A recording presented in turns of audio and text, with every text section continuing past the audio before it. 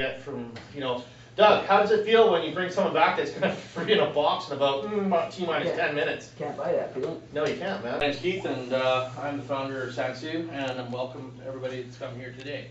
Put that on the board. And if you don't know what SANSU stands for, it's Surrey Area Network of Substance of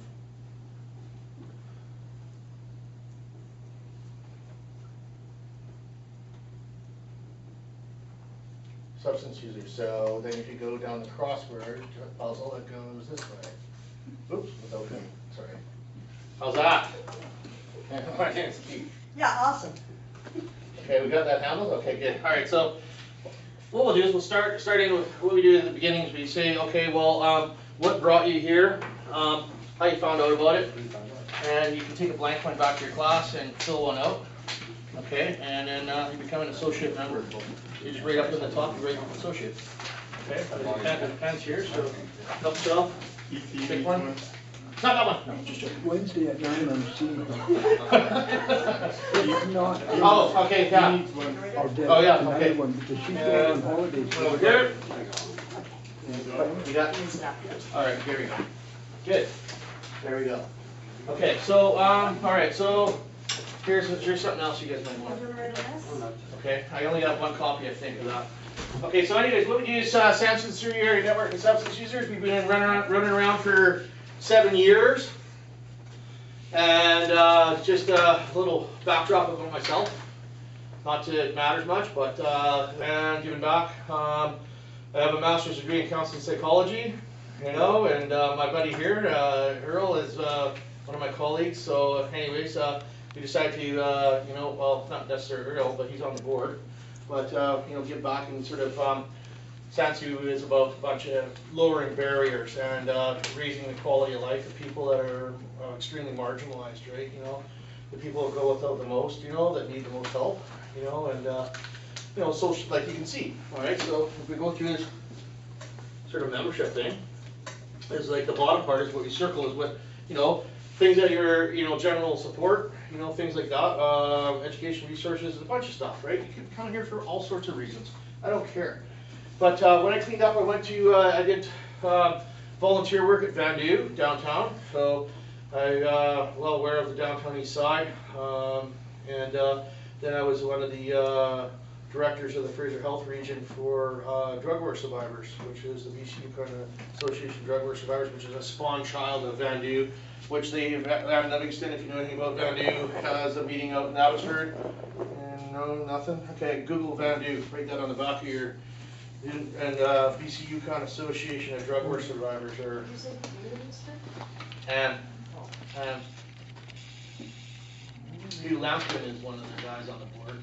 Who? The guy named Hugh. Yeah, African guy. Yeah. Yeah, I know him. He's a nurse, actually, believe it or not. Yeah.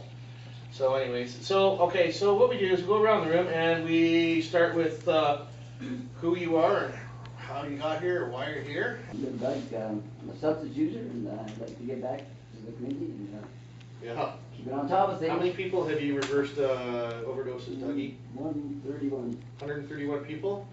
That's 26 for me. yeah. How many? I've saved 26 people. 26. With Wow. the Yeah. Narcan, yeah. Yeah, that's good, man. We need all of it. That's why today we're going to be getting into some naloxone training, and Karen here is going to be the leader. So, and you sir in the green shirt. I'm Steve. Hi, Steve. Alcoholic. Okay. Just over 18 months clean. Well, good. Good for you, man. Going to school. Yeah. UCC and Yeah. volunteer with 90 Day Society. Oh, right on. Okay, yeah. Oh, you poor devil. Well, there you go. Well, good. Now I know why you're here. We've had a few clients, unfortunately, pass from the fentanyl. Yeah, and so you don't have any kids in your house, do you? We do. You do? Yeah. How many? Every house has one now. Oh, good. Yeah. Did someone have to die to get the kids in the I house? remember you. Unfortunately, Yes. Unfortunately, Yeah. Yeah, I know. Similar circumstances. The province, the politicians, because this is a health issue, it's not a political football. So the health BC, and all the like health authorities, man, they're stepping in because you know, the body count reached over 1,000 people last year, right? And we were surpassed that already, and we're only into July. Like we're on pace. Who knows the numbers now? Anyone? I think it's around 1,400. Yeah. So 14, almost. yeah, so we're gonna double and triple, and it's gonna get worse and worse and worse. And the other thing is, these naloxone kits are gonna become obsolete because they're building carfentanil in the States right now that is that has no effect on it. So you're screwed. It's not carfentanil, it's another thing. Well, yeah, a version of fentanyl, but they're gonna call it I don't know, whatever they're gonna call it. But anyways, yeah. Well, welcome, man. Welcome. But I heard that was we have the kits in the house, but I don't know how many know how to use it. And we just had one pass on Friday. Guess what? You're gonna train a house trainer, man, and you're gonna train them all, right? And you can come out here to you know, Positive Point next door, and you can get as many kits as you want, right? Perfect. Yeah. So just as long as you get the Alright, card, if you want, right? I can even come up to Freedoms and do a training up there for you. Yeah, I'll see him right after this tonight. Oh, Yeah, just close the Tell gym. Karen, Raymond, And the thing is, here's the thing. Aaron Gibson, who's the harm reduction coordinator for Fraser Health Authority, who gave me that thing here. She and I are working on an initiative with some other agency. You know, like we're working it through. You know, basically working it through NA. That people come to meetings. You can't talk about it in the meeting, but she doesn't care about how the house is run, if it's legal or illegal or whatever. They aren't going to light you up to bylaw or anything, and I'm going to get that across to the managers, that you have a health authority coming in, and they're just going to come in and train a bunch of people, give you a bunch of kids, and see you later, and they don't care. All they care about is that, do you need more kits? Did you use it, right? And then when you use it, you know, you have paperwork, right? You fill it out, bring it in, they give you another kit, and so they want to know, you know, if this is epidemic, right? It is epidemic, right? So we just need to know where it's being used and deployed, and did you use it on, you know, an old man or a young lady or whatever, roughly the age, you know, that kind of stuff, right? Good. Okay. You can't hide. You're in the couch. Showtime. So my name is Camila. I'm also a student from PCC. Classmates? Yeah. You guys stick together like glue, eh? Let me guess, you guys are doing a project together and you have to all have a part in it. Oh, you will. Good. All right. Yeah, I'm just here to gain more knowledge and be able to help. Yeah. Okay. Why'd you sign up for the VCC in the first Social place? services. Yeah. I grew up in a poor country. I've seen a lot of family-related stuff. I lived in a crack house for a little bit with my mom when I was very young, and I didn't know like what I saw. Yeah. So it's personal. It's personal. It's personal. Right? It's personal. It's personal. It's streetwise. I think she just messed up. I don't know. Okay. And your name? My name is Maggie. Hi, Maggie. Also a student. Okay, just checking. Well, tick the boxes. We got 3 students here, kids. There you go. Where's my Phillips? I'm not your regular teacher, let me tell you. No, she's Oh yeah. Okay, here we go. Okay. VCC. Okay, ×3. There you go. You guys are all up in lights now. Okay, so. I'm here to also gain more knowledge. I'm originally from Saskatchewan, so when I moved here, pretty much, yeah. I've been to Saskatchewan business, believe me, -48 is -48. That's where you can watch your dog run away for 3 days. Okay. I say the same thing. I know, probably 4. So you moved here from Saskatchewan, how long ago? Probably about a year and, I'm gonna say 5 months now I've been here. Yeah, so you've been through our winter? Yeah. That's the worst winter we've ever had. Oh, I heard. Maybe you saw brought that. I think I did. Way to go. All right, get her out of here, FedEx, bye. Yeah, and actually I was quite shocked at how many overdoses and all like the epidemic that is going on, because I don't see it back home. Yeah, I know. It's not back home yet, so. You came from a province this big and a town about that big, right? And then you have BC with the Vancouver Island, and we have this whole sector basically infected. Yeah. Badly. Vancouver's a port city, and it's also an international stopover, so it's an international. And also you'd see it in Pearson or in Toronto, because you know you have a lot of traffic and a lot of trafficking, right? So. You know, and it's also the fact that, you know, people have disposable income here, you have a lot of multiculturalism, and you have diversity, and you have conflict, and people want to check out medically, and you know, traumas to the family, trauma points, you know, so, yeah, so, why'd you join the VCC? I've always had a passion to, actually, I have a passion to work with youth. I've worked with high-risk youth before, Yeah. and I absolutely loved it. So you got a personal reward for it? Yeah. So it's personal, okay? You wouldn't be in it if you weren't. You wouldn't be invested. It just so happens that, you know what, you know, if you love what you do, and without further ado, today we're actually doing the naloxone training, right? Because we have just recently been, we've been in talks with Fraser Health Authority, and they have reinvested some energies and resources towards SANSU. They want the boots on the ground, like where are low barriers you're getting at? Like, you know, there is nothing else as an organization, right? Individually, marginalized peoples normally don't have a say. No one really wants to listen to them, right? In Surrey alone, our membership now is around 380 members, active members. So, you know, we have members in Langley, we have 81 members in Langley, and we have 36 members in New West, 1 in White Rock, and I think 2 in North Delta. So, you know, those numbers, they have to listen. You know, they have no choice. So we glean information and we take it to them and say, look. So, and in our most recent talks, you know, we've had some discussions around some programs called Rig Dig. Spikes and bikes. Yeah, spikes.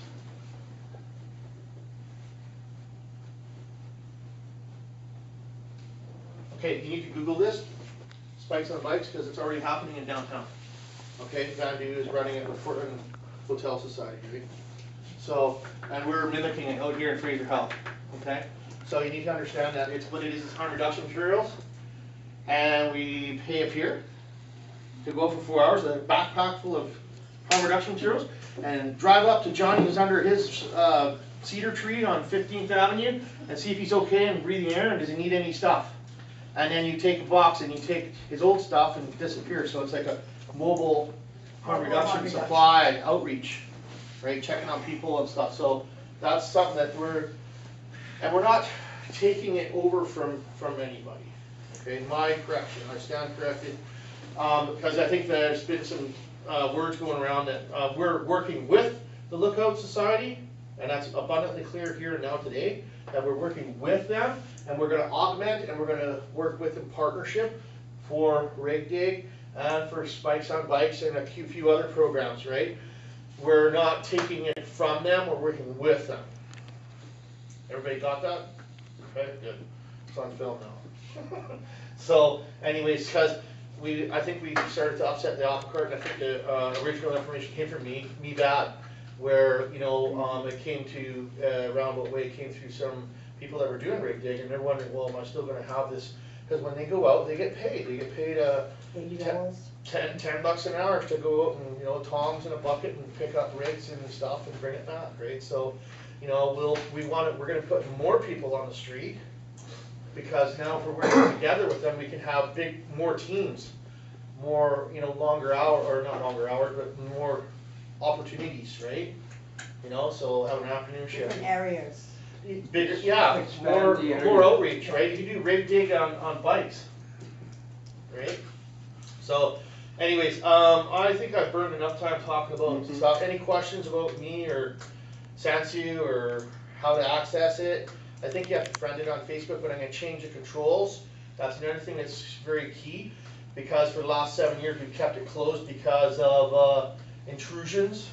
People like to just intrude and you know, I have full control over it, but the thing is, I'm going to open it up so you don't have to friend the group to look at it. It'll be made public. Okay, so you can just Google, Facebook, SANSU Surrey, or whatever, and you can look up a whole bunch of stuff, right? So, okay. Do I turn the floor over to you now? You do. Oh my. Okay. Well, let's. Okay. We're good. Okay. Let's go. Okay. So I'm Karen, and I'm a recovering addict. Sit over here. Just a little bit about me. I've been in addiction since I was 17. I'm now 55, and I've only had 3 years clean in that whole time. So she's 55. I'm now coming up 8 months on Tuesday. And, you know, it's, okay, saving lives is like Doug said, you can't get a better feeling, okay? So I had an experience about a month and a half ago, walking up to where you guys go to school, and a guy jumped out in front of me with a needle in his arm, telling me he doesn't want to live, and drops.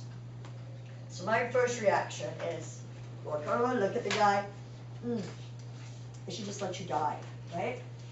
And the reason behind that, but I didn't do that because I'm a better person than that, right? So I brought him back to life. I recognized him, but he didn't recognize me. That guy whose life I saved tried taking mine 17 years ago. Yeah, he sliced me up and left me for dead. So, you know, that was a big turnaround for me. Like, that just took away the fear that I had behind this guy all that time. So I took my power back from that guy and gave him his life. Right? You can't hold judgment against anybody. Okay, I'm going to do a little bit longer teaching with you guys than I usually do. Okay, so we have here save me. So S is for simulate, which is, I have that paper here. Just give me a sec.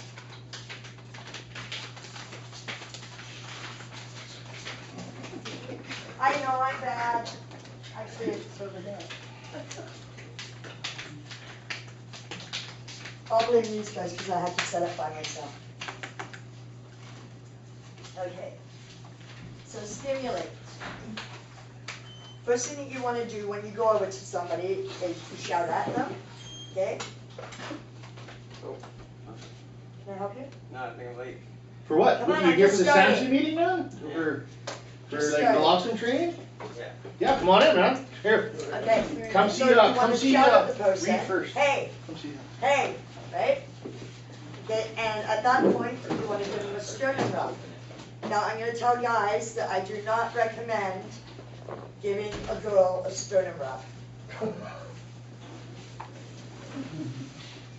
If I saw some guy putting his hands between my boobs, I'd be freaking. I thought, well, And the only reason for that is a lot of girls have been traumatized. So you don't know what's going on with them when they're down and out, right? So she can come up swinging. Okay, and then after that, if they're not responsive, call 911. so let me ask a question. Yeah, if there's no sternum rub for ladies, what do you do? Okay, so who wants to be my, dummy? There you are! Okay, let's see, I'll do it with the short nails. Okay, so actually you can stay there. Okay. Okay, put your legs out. So what you want to do is you want to kick them in the foot. Still no response. You go over to his hand. He's got meaty hands, so it might not work. And then you squeeze them there because right here is the pressure point. And still, if they don't, then you go into the neck. Right here, because that's another pressure point. And then. No. Huh? Did you? And then you give them one of these. Yeah. Why is it that the paramedics are always It's doing not chest things? Okay, and then we have airway.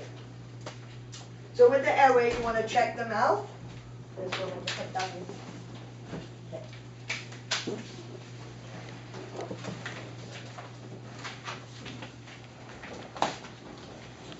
Welcome. Come on in. Sit down. Relax. Have a seat. Okay, so when you get to somebody and they're down and they're not coming to, you want to open their mouth and just rub it like right around. The reason for that is because some people will take the cap off their rig, sometimes hold it in between their teeth, and they could also swallow it. Okay, they could have drugs in their mouth. So you just want to make sure that they have nothing in there that's going to get stuck in their airway. So free drugs. Free drugs, yeah. But they'll be looking for that when you bring them back too, right? So if they're out, you don't want to give CPR. You take their drugs. You just give them. Go in. Put the glove on and You swipe go them and grab out. the father's chest in the back. Okay, then we have ventilate. So for ventilation, you clean their mouth. So you want to tilt their head, pinch their nose, and start CPR, right? So it's two breaths. And watch for the chest to rise. Okay? Chest ain't rising. Chest to rise, no. This guy's losing air. What a dummy, eh? What a dummy. Okay, so you give 2 breaths, and then you continue to give 1 breath every 5 seconds until the person is breathing on their own or help arrives. Evaluate. Is the person breathing? Okay? If you do not have naloxone, just keep breathing for the person, because breathing is more important than doing chest compressions. And I know somebody that overdosed, somebody was given a chest compression to both their sternums. She ended up dying anyhow, right? Okay, when combined with calling 911, rescue breathing is enough to save a life for someone who is overdosed. And it's so true, because I have reversed an overdose 3 times just by giving breaths. I haven't had to use the naloxone. Okay? Medication or muscular injection. So what you do is you open up your kit, okay?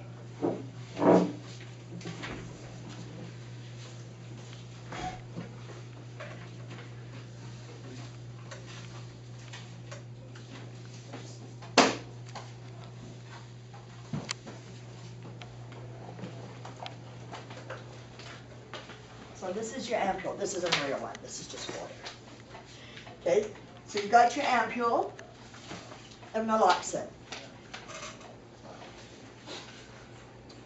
Okay, now with these, the fluid is sometimes stuck in the top. So what you want to do is when you take it out of your kit, you want to do the elevator, just to bring the water down, or you can do the swirl. Okay? And I'll tell you how to open all that afterwards. So you've given them the naloxone, and now we're going to go back to evaluate. And in this, is the person breathing? Okay, keep breathing for the person 1 breath every 5 seconds for about 40 breaths, or 3 to 5 minutes. If no response after that, then you give them another shot of naloxone. Okay? Keep continuing with the breaths, 1 breath every 5. Until the person is breathing by themselves, or, ambulance is short out. Okay, so with that, I am going to... Okay, what is an overdose?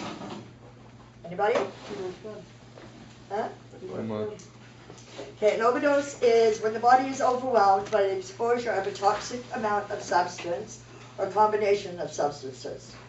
The body becomes unable to maintain or monitor functions necessary for life, like breathing, heart rate, and body temperature regulation. Not everyone who overdoses will die.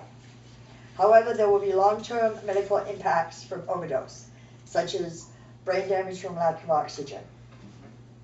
Okay? Anyone can overdose regardless of the substance use history, including prescription substance. Overdose is a risk complicated and depends on interaction between several factors.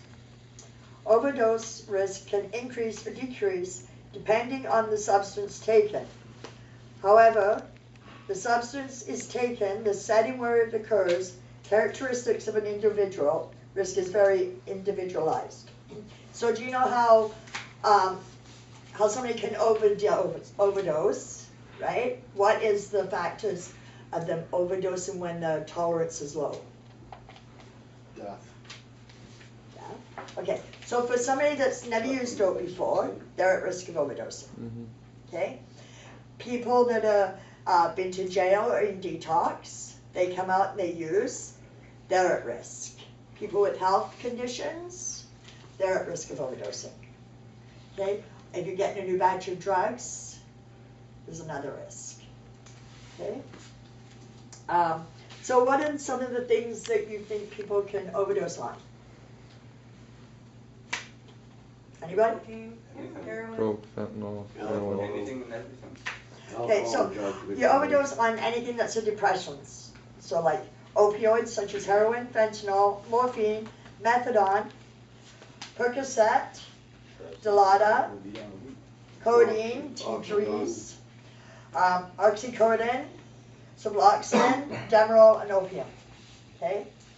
Now the ones that you can't overdose on, which is uppers, and once again, the naloxone doesn't work on a stimulant overdose. So cocaine, methamphetamine, amphetamines, psychedelics, Ritalin, nicotine, caffeine, and hallucinogens such as marijuana, PCP, ketamine, LSD, mushrooms, mescaline, and peyote. So if somebody has done heroin and cocaine, okay, you can still give them Narcan because the Narcan will stop the heroin overdose, but it does nothing for the cocaine. So anybody that's on a stimulant, naloxone's not going to work.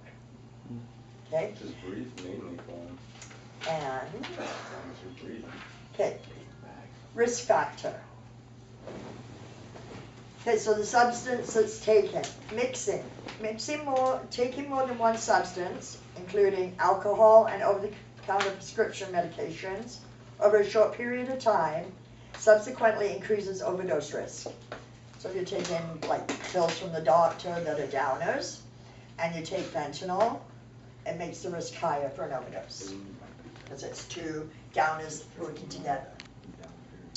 Okay, in fact, the majority of unintentional fatal overdoses include multiple substances, including alcohol and prescription medication. People may mix substances because they are unaware of the risk, or because it intensifies their high. Taking more than one downer, including opioids, alcohol, and prescription benzos, increase the risk of an overdose. All drugs in this class decrease the rate of breathing. Despite common beliefs, stimulants will not cancel out the effects of a depressant. So people that are taking heroin, if they use coke, that's not going to counteract the heroin feeling, right? And so if you're going to drink and then do heroin, you're better off to do the alcohol first and then the heroin, right? So you wait till the alcohol's worn off. And it's the same with any stimulant. You don't want to be using heroin right after using pills or something, right?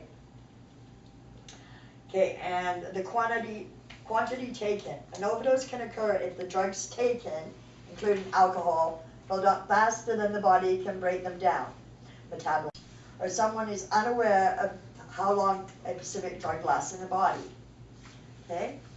And some drugs are harder to measure. A specific dose, example, GHB. Or it may vary on time release mechanisms, immediate versus extended. Most benzos have at least a 12-hour half-life. And a half-life of methadone can be for 24 hours or more. Many opioids come in both immediate release and sustained release formations. However, the rate at which a drug is available may differ depending on the route of administration. Example, injecting a substance release medication may have a more toxic effect than swallowing it. Finally, the actual amount of the active drug may depend on how much has been cut or buffed, making it hard to determine the quality from sample to sample. So what they tell people is, if you're getting a new dose of drugs, or you're buying from a different dealer, before you do the whole hit, it's always best to do a tester first, because it could be a different batch, right? Even if you're buying off the same dealer, because that dealer doesn't know what the guys ahead of him are doing, how much it's cut or how much fentanyl is in something. Okay, and the risk factor may vary by the way the substance is taken. Hey Karen? Yes? You got a question back here? I think This so. young man, you want to ask a question? What's that? Let me ask it for you then. What was the question? So even if you buy straight from the cook? Even if you buy it straight from the cook? Yeah. Yeah. Yeah. It's just like, say you think you're buying pure heroin because your dealer's telling you that it's heroin. Say if you let somebody use his scales and it has fentanyl on it. Mm-hmm. Cross-contamination. You can have a joint in your pocket and a fentanyl patch, cross-contamination. So you never know what's been on the scale prior, right? So somebody could have put fentanyl on it and then they wind up the crystal, okay? And just to let people know, right now there's, going around, there's ketamine that people are passing off as crystal meth. So you have to be really aware of that too. Okay, substance mixing, overdose prevention tips. Use one drug at a time. If you intend to mix, use opioids before alcohol or benzos, and reduce the amount of each substance that you take. And let people around you know how much of what you are taking. Okay, so, and then quantity taken, wait before taking another dose, knowing it can be longer to feel the effect of some drugs. Not all opioids are created equal. Practice caution when substituting or transitioning from one opioid to another. Respect, regardless of how you take a drug, if you use enough of the drug in a short period of time, overdose is possible. However, some ways of taking drugs are more likely to result in an overdose than others. In general, the faster a drug hits bloodstream, example, injecting or smoking, the greater the risk of overdose. A fast injection into the vein will affect the body more quickly and intensely than ingesting, taken by mouth or swallowing. However, you can still overdose even if you don't inject.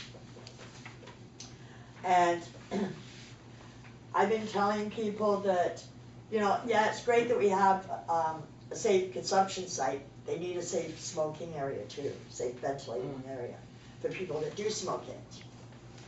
Okay, so the tolerance, individuals have lower tolerance and higher risk of overdose when they have taken a break from using drugs or haven't been using as much or as often. Recently been in detox or treatment, recently been in jail, recently been in hospital, or just started using drugs again. And the lung, liver, and other health issues like asthma, chronic obsessive pulmonary disease, or Hep C. So if you're, for your health-wise, if you're not getting sleep, you're not hydrated, or you're malnutritioned, or mental health status can play a big part in overdose situations, or if you've actually had a recent overdose. So what I've noticed with people that are overdosing, you know, they go without air for a little while. So every time they overdose, they're losing the brain capability, right? So what I'm seeing is people are starting to get a little slower in their speech and in the way that they carry themselves, which is, you know. Motor skills. That's it. Okay, so individual characteristics. Reduce, this is a risk factor. So you reduce, which means use less. Tolerance to testers, change route of administrating. So instead of injecting and smoking, maybe swallowing or snorting it. And health status, it says eat, drink fluids like water, and sleep. Seek health care regularly as appropriate. Go slow and use less when you have been sick, lost weight, or feeling down. Doing more to feel better is a risk factor for an overdose. Can we take a break? We can take a break. And if you need to do this more than once, don't feel shy to ask if you can try it a second time if you don't feel comfortable the first time around. What are we jabbing? Huh? What are we jabbing? Look out. What are we jabbing? Once in a while too. All day long. I'll try to empty this one out. Whereas it took me longer. Go on in. Are you busy? I'm Gordon. Okay, I need you to do something for me. Go ahead. I need this emptied. Just hold it upside down and take the bottom off.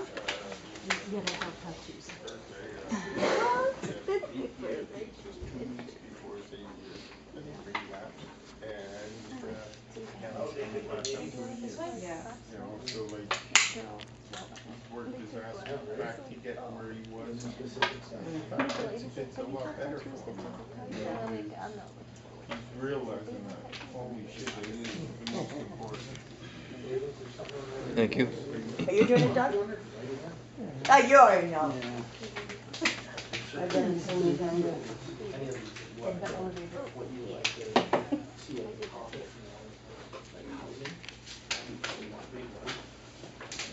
You never done the before? I've done, I've not done it, I mean. Oh, okay. You've done it? You've done it? Yeah. Did you do it again?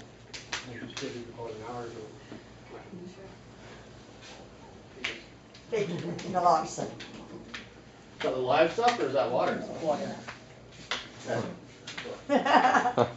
You know, Okay. they be giving me the real stuff to. Your cap is on. Here, I'll take one. You want one? No. Okay. So, these are your ampoules. In the kit, they give you a piece of gauze. Okay, so what you want to do is, like I showed you before, the elevator or the swill, just to get all the fluid down. Or you can do the powder cocaine like I like to do. Yeah, okay, whatever. I like your style. Okay. Take that down the baggie. Yep. Now you see there's an orange dot on the bottom of the rig? See there's an orange dot on it? Yeah. Whatever you do, you don't want to touch it. Don't wanna touch it? No, You know the boy that. Why? Why don't you want to touch it, teacher? I'll tell you in a minute. Oh. Okay. Well, then you- Hold on, one more. Huh? One more. For who? He doesn't need it. No? He already needs the training. Okay. Okay, so, yes, I need one. So what you want to do is you want to open the package. Did you get the orange bucket? Yellow bucket? Oh, there it is. Okay, so I'm gonna do it, I'll do it first just to show you that I'm gonna put two of these, one at the back and one at the front here for you guys to try it. Okay, so I'm just gonna jump in there next to me. this is your bottle of Narcan, but it's just water. Okay, so you hold it and you snap it away from yourself, like towards you, like that. Okay, and you can set it down on the ground.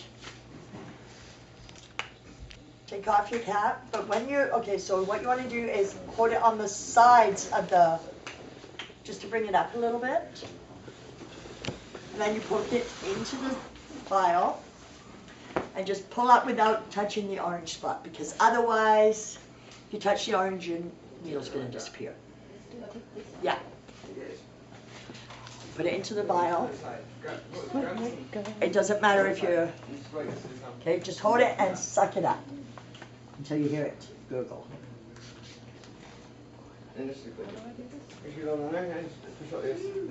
Yeah, just pull it up until you hear that. Okay? If you have air in it, you want to push it up to about there. You can leave a little bit of air in it, because air won't kill you. Have you guys got that? The air will not kill you. No, I know, but if you don't do it right. It takes 3 rigfuls of air to kill you. Yeah, I know. Really? I'm a diabetic, Huh? so I know how to work these things, because I used to have to use these needles, but this thing doesn't Yeah. want to suck it up. So we don't have those ones. They're just given to health services. So like at the front room, at the needle exchange, they have the ones that look like insulin bottles. Yeah, the ones where. The rubber. hold it upside Yeah. down and won't leak until you Yeah. actually get into it. Okay, so this is my thigh. Okay, the person who's overdosed, this is their thigh. Put it in at a 90-degree angle, and it can go through the clothing. Okay, and then you're gonna push, push, push, push, push until you hear it pop, and the needle retracts. It's not in here, it retracts inside. Oh, Okay, good. so there's one for you guys to try. So you don't get a chance of, I'm not gonna put it in my thigh, hold it up in my No. thigh, anybody. no, but then that's a good way of doing it, that it shoots in Yeah. there, so there's no chance of, The needle popping out when somebody jumps up. or right? touching you with the needle. Yeah. Uh-oh. Good. What happened? His knee, oh, there There you go. So you just want to do it like fast and hard, right? And you can do it through clothing. Yep. Push it right in. Yeah. Push, push, push, push, push, push, push. There you go. You can feel it, but in a human, I don't think you can feel it. Won't. And if you shake it, you can hear that it's in there. The needle. And then you can dispose of the needles in there. How you guys doing back there? Well, if you get your sweet little cheeks Oh, out, there I can get up with this thing because I don't take chances Yeah, with I don't want needles. you to poke me with these are a it. little more expensive than the ones you see regular $100, right? And let me tell you, you never want to use one of those for you trying to fix your drops. I did try it. Yeah, see? Can we put all this stuff in the garbage? Yeah, All of it in all there? of it. Spin it over there, we can just come and, Thank you, teacher. You're very welcome. Does anybody need to do it a second time? like, you know, you get mushrooms. Oh, hang on, I think she, man. did you screw up your tip? Or did you do it? Good. Okay, I'm just Good. gonna bring the container over, you guys get rid of yours. Exactly 1 mil. When you're doing the American, Awesome. only takes a 0.08. Does anybody have any questions? W4 mil. Yeah, but, you know, it's not gonna hurt you to give them No questions? more. It's Do not. you guys feel comfortable doing it, or do you need a second time? I have lots of supplies if you want to try it again. Get practice, a little bit nerve-wracking. It is the very first time you do it. You get very nervous, you sometimes forget, right? But as long as you remember to do the breathing for them, it'll be fine. Yeah, No, same as with the vials, it holds exactly 1 mil. No, I Yeah. have to go When you're need a doing friend that, for coffee. just in case any spills, well, actually, when you shake it down, right? When you snap it, it'll just be like right at the tip. And you set it down, and usually you, yeah. Sometimes, but you're not gonna spill that much, right? It's not gonna make a difference. It'd be like a little drip. There you go. Okay, there's your back, sorry. There's one for you. And one for you. Okay, so this is the ones that you get in the regular pack.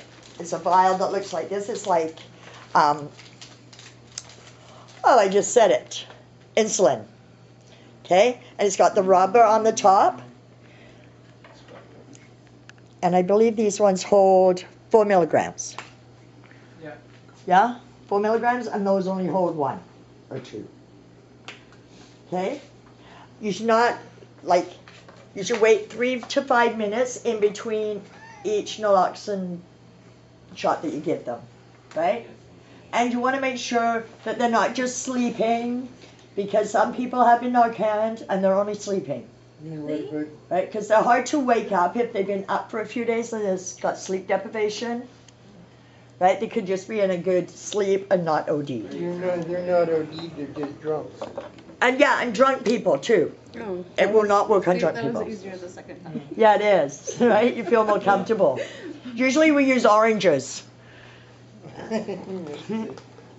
There you go. Yeah, much Kiwis are the best. Huh? Kiwis are the best. Why would you want to destroy a kiwi? Kiwis Why do you want to pick on an orange? are the closest to skin. Oranges are. possible. No, they're not. Oh, I don't know. I'm diabetic, so I know I have to, or I had to use kiwis. Okay, Ralph, remember one thing, it's a teacher, and you're not it. Diabetes is different than naloxone. Yeah. Okay, so everybody feels comfortable doing that? Yes. Okay, so with that, one at a time, you can come and see me over at the office there. I will issue a naloxone kit, and for anybody that needs a certificate. Yeah. There you go. Thank you. You're very welcome. Tara, get in line. Tara, get in line. Thank you, First. Karen. Then I'll, well, okay, so, Actually, hey, how I'm about gonna come to this? this back table. And you Yeah, come hey, this. hold on. Put these chairs out of the way. This one back here. Oh, I'll get this out of the way. Yeah, This I need, that I need. And we'll just, as Karen's filling that out at the back table, you just call you one at a time, man. So if you had the training, great. If not, just have a seat, sit down, relax, take a load off, because I'm not done talking. It's amazing that, eh? So Tara, you get done. Oh, you're good? Okay, good. All right, so I'm gonna put a cap on this time of about another 15, 20 minutes. We're done. Okay? Can I get the book? Can she have the book? Cleaning you up a bit? Can she have the Sure. book? Can I have the book so I can Then get you the could book really get stains? fast track. The CNIB dancing club. Yeah, okay, good. Well, okay, so, this is what I want to talk about. Exactly that. Okay, this is important. Okay, so,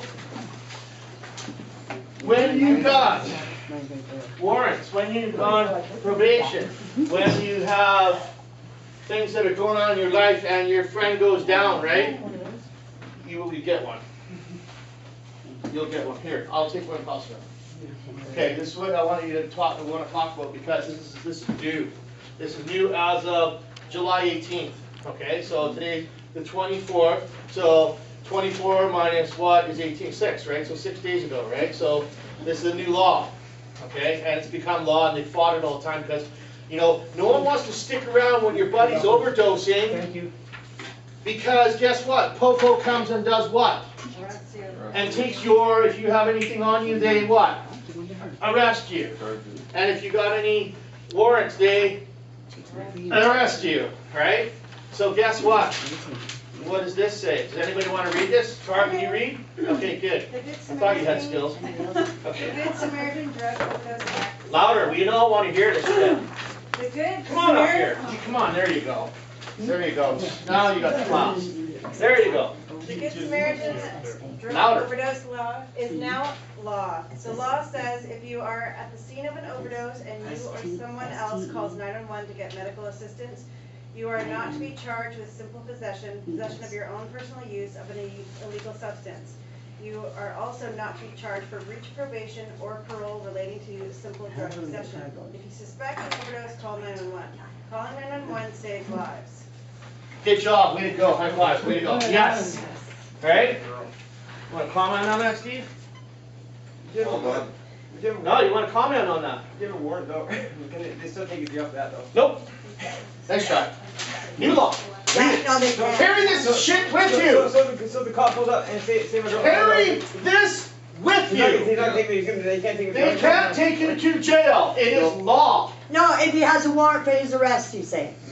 Yeah, read it. What's the second part? Okay, you're not to be charged for breach of probation or parole relating to simple drug possession. Okay, if you have one for armed robbery, you're going. Okay? Murder, you're going. If you've got a warrant. Simple drug possession, parole on parole. So you're breaching your parole. Why? Because you got what with you? Drugs. Good answer. Okay? So if you're caught with drugs on you, A, you won't be charged with possession, and B, if you're on parole for possession, or it'll be a breach, which means you go back in the can, you're not going. So if I were you and you have any of these problems, you fold this little piece of paper up, and you put it in your freaking pocket, and pull it out and go, na na na na na na. Look at this, here's my pipe, and I've got a 20 rock on me. Okay? Everybody get it? So you need to hold on to this. You need to educate people that are in your tents or in your neighbor's tent or the tent down the street or maybe another street over. Who knows? Right? This is critical. There's a long and hard fought battle for this. Because you know what? It impedes a medical process of saving lives, which is paramount. They can't charge a dead guy. Well, what happens if I really am a drug dealer and I am going to use this?